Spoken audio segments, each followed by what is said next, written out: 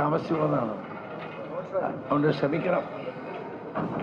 ഞാൻ ഈ ഗവൺമെന്റിന്റെ ഒരു പുതിയ അഴിമതി നിങ്ങളുടെ മുമ്പിൽ അനാവരണം ചെയ്യാൻ ആഗ്രഹിക്കുകയാണ്. സഹകരണ വകുപ്പിൽ ഏതാണ്ട് 700 കോടി രൂപയുടെ വെട്ടിപ്പ് ഉള്ള നീക്കം ഗവൺമെന്റ് മുന്നോട്ട് കൊണ്ടുപോയിക്കൊണ്ടിരിക്കുകയാണ്. സഹകരണ വകുപ്പിൽ കേരളം കണ്ട ഏറ്റവും വലിയൊരു അഴിമതിയാണിത്. ലോകത്തിലെ തന്നെ ഏറ്റവും വലിയ IT കമ്പനികളിലൊന്നാണ് ടാറ്റ കൺസൾട്ടൻസി.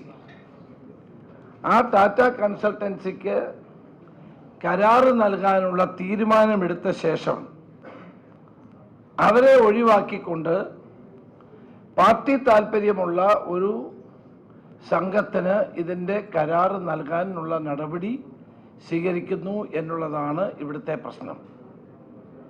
കേരളത്തിലെ പ്രാഥമിക സഹകരണ സംഘങ്ങൾക്കായിട്ടുള്ള പൊതു സോഫ്റ്റ്വെയർ തയ്യാറാക്കാനുള്ള പദ്ധതി, അതിൻ്റെ 4 ഇരട്ടി മേൽ തുകയ്ക്ക് ഈ രംഗത്ത് യാതൊരു മുൻപരിചയവുമില്ലാത്ത ദിനേശ് PD സഹകരണ സംഘത്തിന് ഗവൺമെന്റ് കൈമാറാനാണ് ഉദ്ദേശിക്കുന്നത്. 4415 പ്രാഥമിക സഹകരണ സംഘങ്ങൾക്ക് പൊതു സോഫ്റ്റ്വെയർ സ്ഥാപിക്കുന്നതിന് TCSന് 206 കോടി രൂപയ്ക്ക് സർക്കാർ തീരുമാനമെടുത്ത് കരാർ ഉറപ്പിച്ചതാണ്. ദുരൂഹമായ സാഹചര്യത്തിൽ TCCക്ക് നൽകിയ 206 കോടി രൂപയുടെ ഈ നടപടി റദ്ദാക്കി പുതുക്കിയ നിബന്ധനകളോടെ വീണ്ടും ടെൻഡർ വിളിച്ചത് ഈ ദിനേശ് PD സഹകരണ സംഘത്തിന് ഇത് കൈമാറാനായിരുന്നു.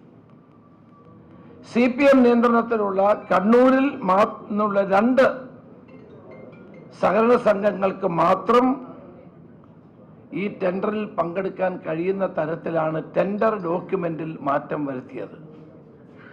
Kerala Dinesh PD workers central cooperative സൊസൈറ്റിയും മലബാർ ഇൻഫർമേഷൻ ടെക്നോളജി കോപ്പറേറ്റീവ് സൊസൈറ്റിയുമാണ് കണ്ണൂർ കേന്ദ്രമായി പ്രവർത്തിക്കുന്ന ഈ 2 സൊസൈറ്റികൾ. ഇതിൽ ദിനേശ് PD സഹകരണ സംഘം നൽകിയ 280 പ്രാഥമിക സഹകരണ സംഘങ്ങൾക്കുള്ള സോഫ്റ്റ്വെയർ നൽകാനുള്ള 58 കോടി രൂപയുടെ ബിഡാണ് ഇപ്പോൾ സർക്കാർ അവാർഡ് ചെയ്യാൻ തയ്യാറെടുക്കുന്നത്. ഇതനുസരിച്ച് 4415 പ്രാഥമിക സഹകരണ സംഘങ്ങളിൽ സോഫ്റ്റ്വെയർ സ്ഥാപിക്കുമ്പോൾ 914 കോടി രൂപയോളം ചെലവ് വരും. 206 കോടി രൂപയ്ക്ക് സോഫ്റ്റ്വെയർ ഭീമനായ TCS 4415 സഹകരണ സംഘങ്ങൾ സ്ഥാപിക്കാമേറ്റ പദ്ധതിയാണ്.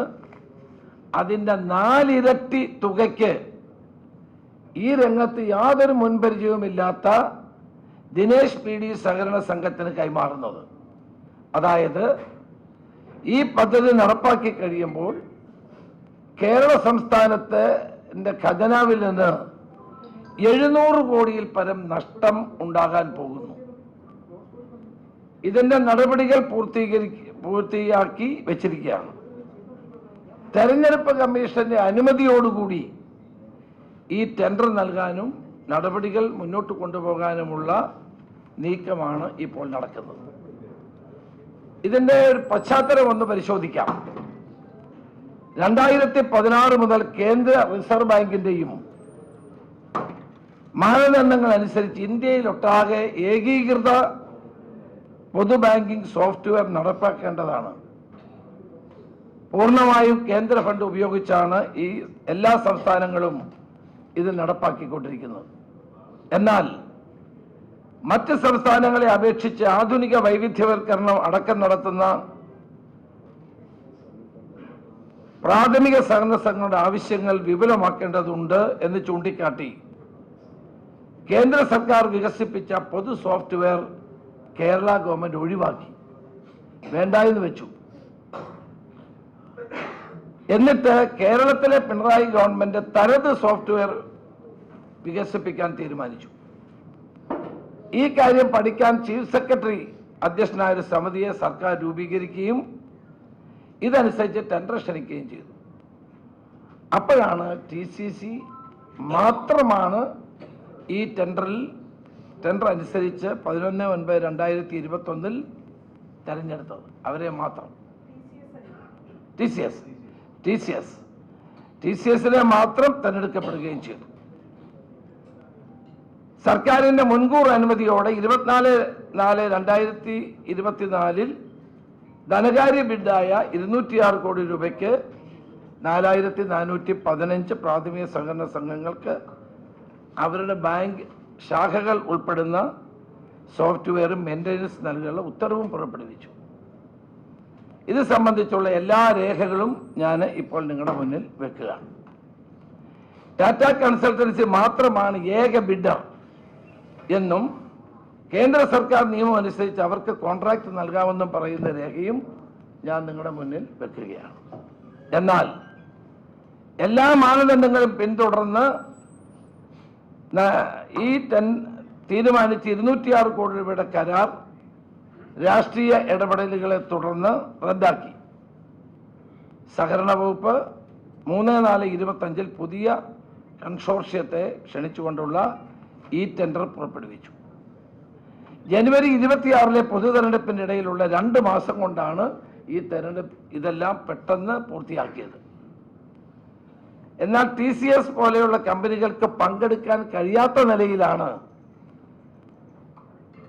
ഈ സഹകരണ സംഘങ്ങൾക്ക് മാത്രം പങ്കെടുക്കാൻ കഴിയുന്ന രീതിയിലാണ് വിചിത്രമായ നിബന്ധനകൾ സർക്കാർ വീണ്ടും ഏർപ്പെടുത്തിയത്. 6 ലക്ഷത്തോളം ജീവനക്കാരുടെ TCSനെ ഈ പുതിയ ടെൻഡറിൽ പങ്കെടുപ്പിക്കാതിരിക്കാനുള്ള നിബന്ധനകളാണ് ഇതിൽ ഉൾപ്പെടുത്തിയത്. അപ്പോൾ TCSന് ആദ്യം ടെൻഡർ ഉറപ്പിച്ചു, അത് കഴിഞ്ഞിട്ട് അവർക്ക് കിട്ടാതിരിക്കാനുള്ള ആ ടെൻഡർ ക്യാൻസൽ ചെയ്യുന്നു, വീണ്ടും ഈ ടെൻഡർ വിളിക്കുന്നു.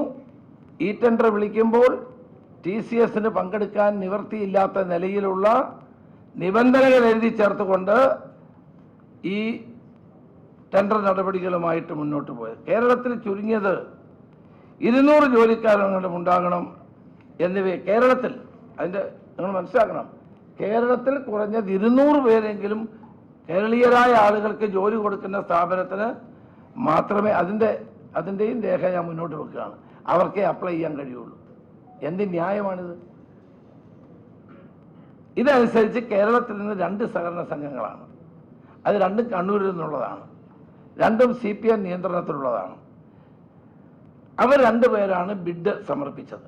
മലബാർ ഇൻഫർമേഷൻ ടെക്നോളജി സഹകരണ സംഘം, കേരള ദിനേശ് BD സഹകരണ സംഘം, ദിനേശ് BD വർക്കേഴ്സ് കേന്ദ്ര സഹകരണ സംഘം എന്നിവയ്ക്ക്. ഇതിൽ 250 സംഘങ്ങൾക്ക് സോഫ്റ്റ്വെയറും 7 വർഷത്തേക്കുള്ള മെയിൻ്റനൻസിനും ദിനേശ് BD സംഘം സമർപ്പിച്ചത് നികുതി അടക്കം 58 കോടിയാണ്. മലബാർ ഇൻഫർമേഷൻ ടെക്നോളജി സമർപ്പിച്ചത് നികുതി അടക്കം 273 കോടിയാണ്. ഇതിൻ്റെ രേഖയും ഞാനിവിടെ നിങ്ങളുടെ മുമ്പിൽ സമർപ്പിക്കുകയാണ്. പുതിയ ടെൻഡർ പ്രകാരമുള്ള സാങ്കേതിക വിശദാംശങ്ങളുടെ വിലയിരുത്തൽ 6/2/2026 അഡീഷണൽ രജിസ്ട്രാർ പാർവതി നായരുടെ നേതൃത്വത്തിലുള്ള സമിതിയാണ് നടത്തിയത്. മലബാർ ഇൻഫർമേഷൻ ടെക്നോളജി സഹകരണ സംഘം, കേരള ദിനേശ് BD വർക്കേഴ്സ് കേന്ദ്ര സഹകരണ സംഘം എന്നിവ 2 ഓഫറുകൾ, സാങ്കേതിക ഓഫറുകൾ പരിശോധന ചെയ്ത സമിതി ഈ സ്ഥാപനങ്ങളുടെ ഓരോ സോഫ്റ്റ്വെയർ വീത സാങ്കേതിക യോഗ്യത നേടിയതായി പ്രഖ്യാപിക്കുക. ഇതിൻ്റെയും രേഖ ഞാൻ നിങ്ങളുടെ മുമ്പിൽ വെക്കുക. 100 കണക്കിന് കോടി രൂപയുടെ മൂല്യമുള്ള സോഫ്റ്റ്വെയർ കരാറിൽ കണ്ണൂർ ജില്ലയിലുള്ള 2 സഹകരണ സംഘങ്ങൾ മാത്രം പങ്കെടുത്തത് തീർത്തും ദുരൂഹമാണ്. 2025 ഓഫർ ചെയ്ത 206 കോടി രൂപയുടെ സ്ഥാനത്ത് പുതിയ കമ്പനികൾക്ക് ടെൻഡർ നൽകിയ പ്രകാരം ആകെ ചിലവ് 900 കോടി പരം രൂപ വരുമെന്നാണ് കണക്ക്. അതായത് 700 കോടി രൂപയുടെ നഷ്ടം ഈ പുതിയ കരാറ് നൽകുന്നത് കൊണ്ട് ഉണ്ടാവുകയാണ്. 250 സഹകരണ സംഘങ്ങളിലേക്ക് സോഫ്റ്റ്വെയർ നൽകുന്നതിനായി ദിനേശ് സഹകരണ സംഘം കോട്ട് ചെയ്തിരിക്കുന്ന 58 കോടി രൂപയാണ്. ഇതേ കണക്കിൽ ബാക്കി വരുന്ന 4135 സഹകരണ സംഘങ്ങളിൽ ഈ പ്രവർത്തനം വന്നു കഴിയുമ്പോൾ 900 കോടി രൂപയുടെ ചെലവ് വരും. തെരഞ്ഞെടുപ്പ് പെരുമാറ്റച്ചട്ടം പെട്ടെന്ന് വന്നതുകൊണ്ടാണ് ഇവർക്ക് ഇതിന് അനുമതി കൊടുക്കാൻ കഴിയാതെ പോയത്. ഇപ്പോൾ ഡിപ്പാർട്ട്മെന്റ് ശ്രമിക്കുന്നത്, ഗവൺമെന്റ് ശ്രമിക്കുന്നത് തെരഞ്ഞെടുപ്പ് കമ്മീഷന്റെ പ്രത്യേക അനുവാദം വാങ്ങി എത്രയും പെട്ടെന്ന് ഈ ടെൻഡർ നടപടികളുമായി മുന്നോട്ട് പോകുന്നതിനുള്ള തിടുക്കത്തിലുള്ള നടപടികളുമായിട്ട് മുന്നോട്ട് പോവുകയാണ്. ഭീമമായ സാമ്പത്തിക അഴിമതി മാത്രമല്ല, കേരളത്തിലെ എല്ലാ പാർട്ടികളുടെയും നിയന്ത്രണത്തിലുള്ള സഹകരണ സംഘങ്ങളെയും കൈപ്പിടിയിൽ ഒതുക്കാനുള്ള CPM-ന്റെ ഒരു തന്ത്രമാണിത്. അപ്പോൾ ഇതൊരു തീവട്ടിക്കൊള്ള തന്നെയാണ്. 700 കോടി രൂപയുടെ തട്ടിപ്പ്, പരസ്യമായ തട്ടിപ്പ്, നഗ്നമായ അഴിമതി ഇവിടെ നടക്കാൻ പോകുന്നു എന്നുള്ളതാണ് എനിക്ക് പറയാനുള്ളത്. ഇതുവഴി കേരളത്തിലെ എല്ലാ സഹകരണ സംഘങ്ങളും തങ്ങളുടെ കൈപ്പിടിയിൽ ഒതുക്കാനുള്ള ഒരു നീക്കമാണ് നടക്കുന്നത്. ഈ കാര്യത്തിൽ തെരഞ്ഞെടുപ്പ് കമ്മീഷനോട് ഞാൻ ആവശ്യപ്പെടുന്നു, അടിയന്തരമായി തെരഞ്ഞെടുപ്പ് കമ്മീഷൻ ഇടപെടണം.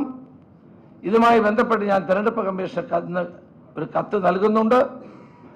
ഐക്യജനാധിപത്യ മുന്നണി സർക്കാർ അധികാരത്തിൽ വന്നു കഴിഞ്ഞാൽ ഞങ്ങൾ ഈ നടപടിയെപ്പറ്റി അന്വേഷിക്കും.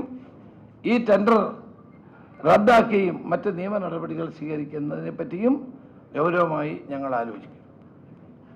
ഈ ഒരു അഴിമതിയാണ്. ഇതിൻ്റെ എല്ലാ രേഖകളും നിങ്ങൾക്ക് നിങ്ങൾക്ക് ഇട്ടുതരാം, നിങ്ങൾക്ക് പരിശോധിക്കാം. തെരഞ്ഞെടുപ്പ് കമ്മീഷൻ തെരഞ്ഞെടുപ്പ് പെട്ടെന്ന് പ്രഖ്യാപിച്ചു പോയത് കൊണ്ടാണ്. അല്ലായിരുന്നെങ്കിൽ ഈ 700 കോടി രൂപയുടെ ഈ അഴിമതി ഉടൻ തന്നെ പ്രാബല്യത്തിൽ വരുമായിരുന്നു. നിങ്ങൾ ആലോചിക്കുക, ലോകത്തിലെ തന്നെ അറിയപ്പെടുന്ന ഒരു കമ്പനിക്ക് ടെൻഡർ ഉറപ്പിച്ചിട്ട് ആ കമ്പനിയുടെ ടെൻഡർ ക്യാൻസൽ ചെയ്ത് നിബന്ധനകൾ ആർക്ക് കൊടുക്കണോ അവർക്ക് വേണ്ടി നിബന്ധനകൾ ഏർപ്പെടുത്തുകയാണ്. കേരളത്തിൽ പ്രവർത്തിക്കുന്ന 200 പേർക്കെങ്കിലും ജോലി കൊടുക്കുന്ന ആളുകൾ മാത്രമേ പങ്കെടുക്കാവൂ. അപ്പോൾ ഇവർക്ക് മാത്രമേ പങ്കെടുക്കാവൂ. വലിയ ഒരു അഴിമതിയാണ് ഇത്. പൊതുസമൂഹത്തിന് മുമ്പിൽ ഞാൻ കൊണ്ടുവരാൻ ആഗ്രഹിക്കുകയാണ്. അതുകൊണ്ടാണ് ഇന്നത്തെ പത്രസമ്മേളനത്തിൽ ഇത് വിശദമായി നിങ്ങളുടെ മുന്നിൽ രേഖകൾ സഹിതം ഞാൻ ഉന്നയിക്കുന്നത്. ഞാൻ പറഞ്ഞല്ലോ, അതെ, 206 കോടി രൂപയ്ക്ക് നൽകാൻ തീരുമാനിച്ചു. അതെ അതെ അതെ അതെ അതെ.